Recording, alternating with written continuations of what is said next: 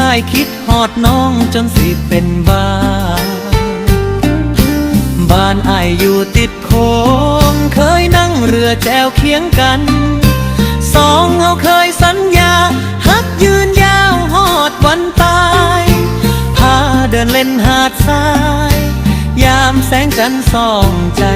แต่แล้วน้องหายไปเหลือแต่หอยน้ำตาหาดจอมมณีเด้อหลายปีมาแล้วบ่เห็นหน้าเสียงคลื่นสัดซ้ำมา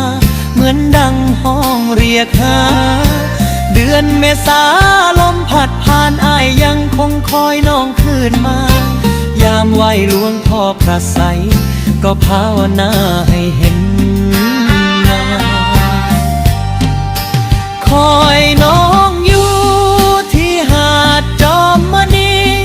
หัวใจนี้ยังหักคือเก่าโอ้คนงามน้องคายเจ้าลืมสัญญาแล้วบอกคืนมาอ้ายยังคอยทุกคืนวัน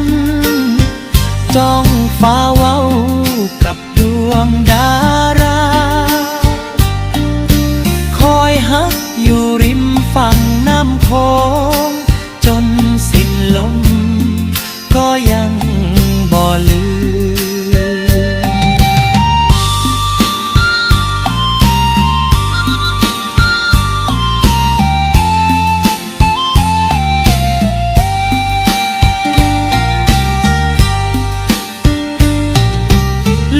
พ่อพระไสยช่วยนำเด้อ